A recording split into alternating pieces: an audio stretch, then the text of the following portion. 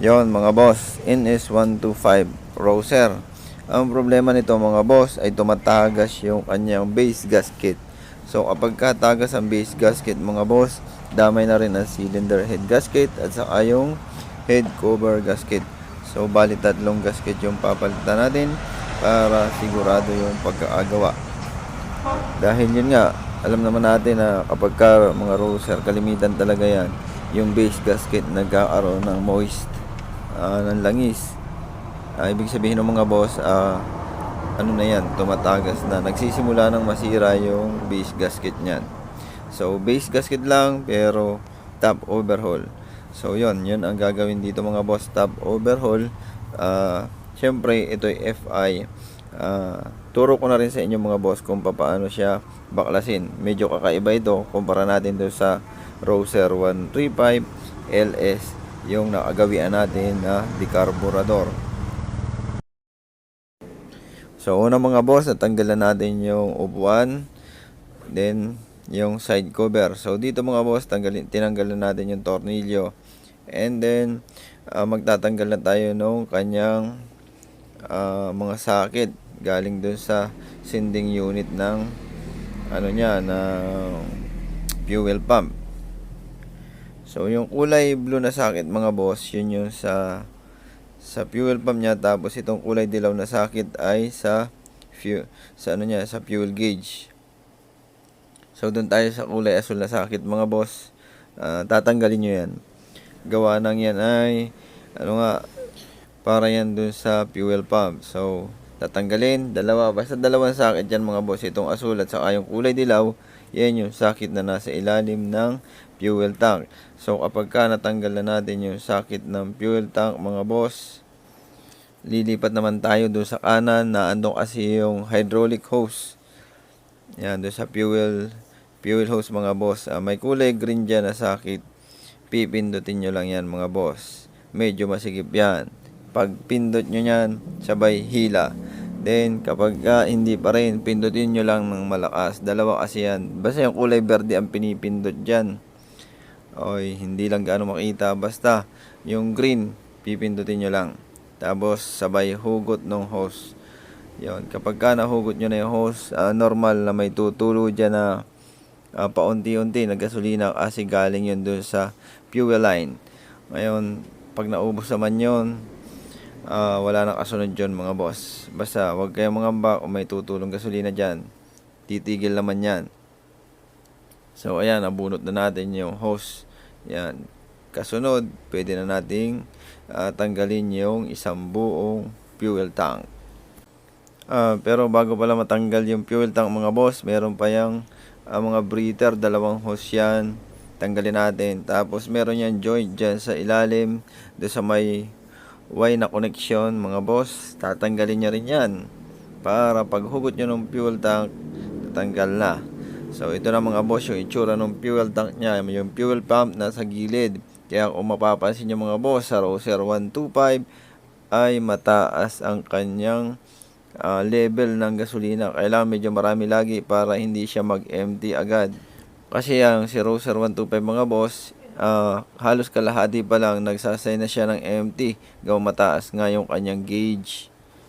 So dahil ipay nga ito, medyo maraming napadagdag kumpara natin doon sa nakagawian nating Roser 135 LS na decarburador.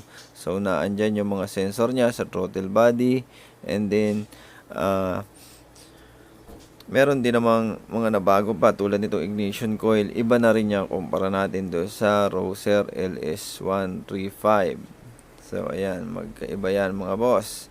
Then yun namang kanyang cylinder head, halos kaparehas siya ng Boxer at sa CT150 na bago. So tatanggalin nyo rin yung ECT, engine coolant temperature. Kung kahit yan ay walang coolant, yun ang terminologies nila dyan. Kapag natanggal na yun mga boss, pwede na nating simulan ang pagbaklas ng kanyang cylinder head. So yan, natanggal na natin. Ang kamukha niya ay CT150 na new model, yung USB version.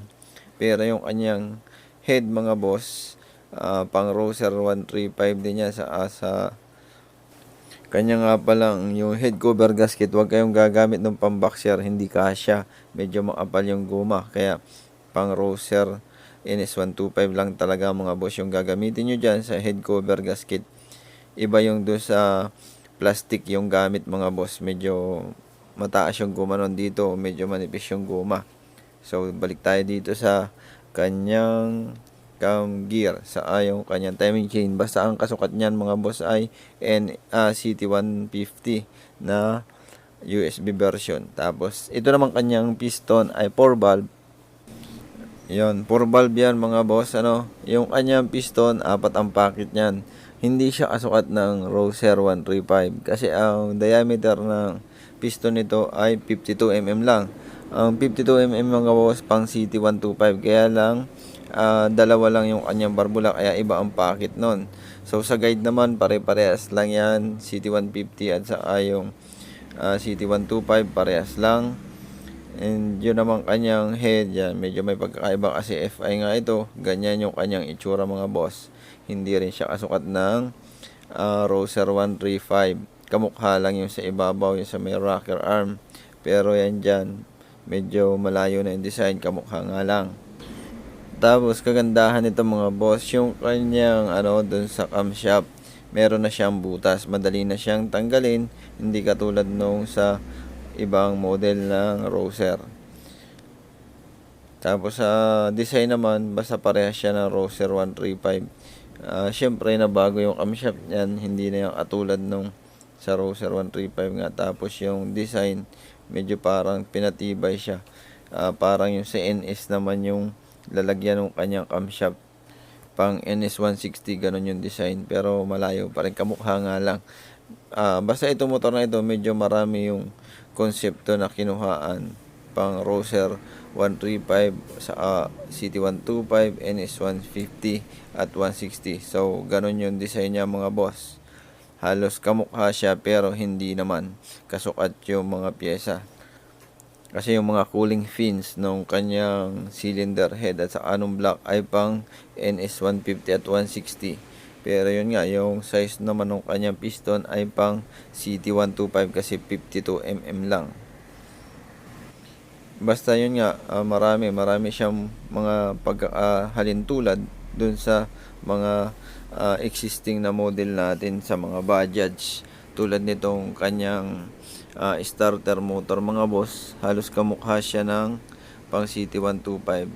And then ito nga, itong timing chain niya ay pang CT150 na new model, yung USB version. Tingnan nyo mga boss, yung kanyang starter motor pang CT125, CT150 halos same, iba lang ng kulay itim lang. At kaya yon, itong piston mga boss, since meron ako rito mga sample pang CT125 mga boss, ipakita ko na rin sa inyo yung mga pagkakaiba niya.